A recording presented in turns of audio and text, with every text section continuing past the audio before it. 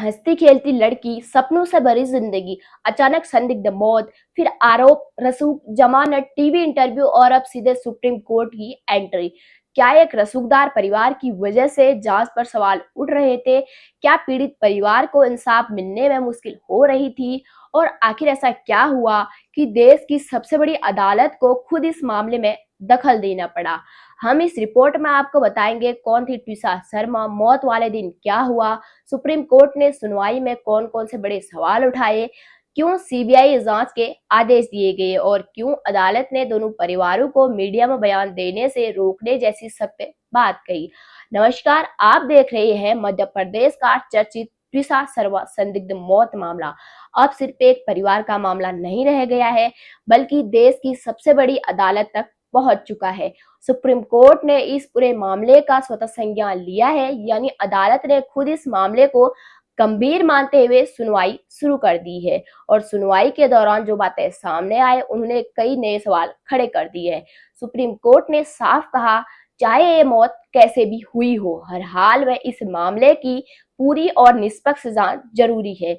अदालत ने साफ शब्दों में कहा, अभी किसी नतीजे पर पहुंचना जल्दबाजी होगी, लेकिन सच्चाई तक पहुंचना बेहद ही जरूरी है। अब पहले आपको पूरा मामला आसान भाषा में समझाने की कोशिश करते हैं।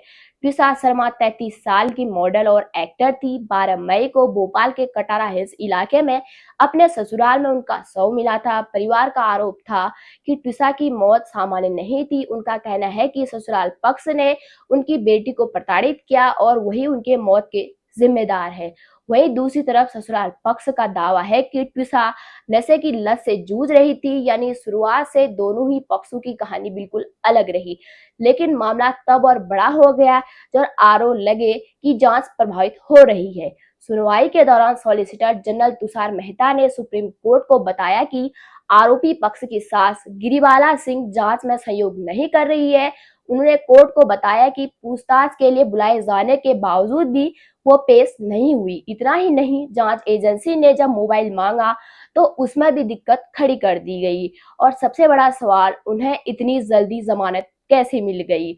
सुप्रीम कोर्ट ने भी इस बात पर सवाल उठाया है। अब यहाँ एक और चीज समझना जरूरी है।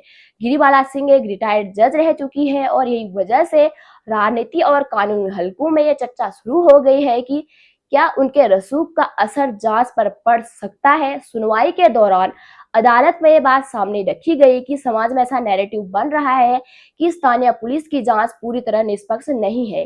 यहीं से मामला और संवेदनशील हो गया। सुप्रीम कोर्ट ने कहा है कि ऐसे मामलों में लोगों का भरोसा बना रहना बहुत जरूरी है और इसी वजह से सीबीआई जांच का फैसला सही कदम माना गया। सरकार की तरफ से पेश हुए सॉलिसिटर जनरल तुषार मेहता ने अदालत को बताया कि सीबीआई जांच अपने हाथ में ले लेगी।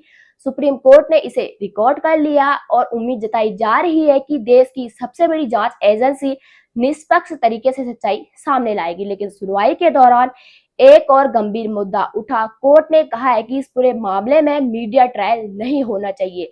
दरअसल अदालत में बताया गया कि आरोपी पक्ष लगातार टीवी चैनलों को इंटरव्यू दे रहा है और ट्विसा शर्मा के बारे में कई बातें सार्वजनिक मंचों पर कही जा रही है। ट्विसा के परिवार के वकील ने अदालत को बताया कि मीडिया इंटरव्यू में कॉल डिटेल्स जैसी बातें भी सार्वजनिक तौर पर साझा की जा रही है। इस पर सुप्रीम कोर्ट ने सख्त रुख अपनाया है। अदालत ने दोनों परिवारों से कहा है, मीडिया में बयान देने के बजाय अपने बयान जांच एजेंसी को दे। यानी कोर्ट साफ तौर पर नहीं चाहता है कि टीवी डिबेट और सोशल मीडिया इस केस की दिशा तय करे। मुख्य न्यायाधीश सूर्यकांत ने कहा है कि लोग किसी भी तरह के अटकलों से दूर रहे और सीबीआई जांच पर भरोसा रखें। उन्होंने साफ तौर पर कहा, अदालत अभी किसी भी निष्पक्ष पर नहीं पहुंचना चाहती है क्योंकि जांच अभी बाकी है। सुनवाई के दौरान एक बेहद भावुक बात भी सामने आई। सॉलिसिटर जनरल तुषार मेहता ने कहा है कि परिवार को अपनी बेटियों के लिए सही समय पर खड़ा होना बेहद ही जरूरी है, क्योंकि एक बेटी का तलाकशुदा होकर सुरक्षित रहना उसकी मौत से कहीं ज्यादा बेहतर है। यह बयान अदालत में काफी चर्चा में रहा। अब इस पूरे मामले में एक और बड़ा मोड़ आ सकता है। ट्विसा शर्मा के परिवार की तरफ से कहा गया है कि वो इस केस को मध्य प्रदेश से बाहर ट्रांसफर करने की मांग कर सकते हैं।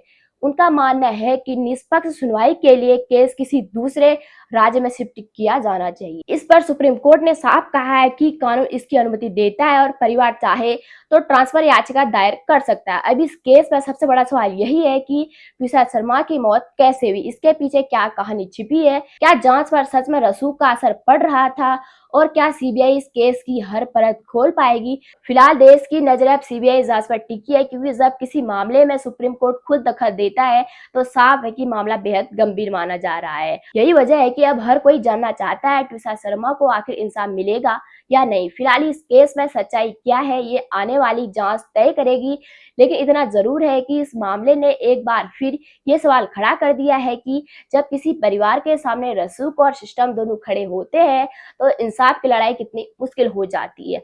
आप क्या सोचते हैं इस पूरे केस पर? अपनी राय एक कमेंट जरूर रखिएगा।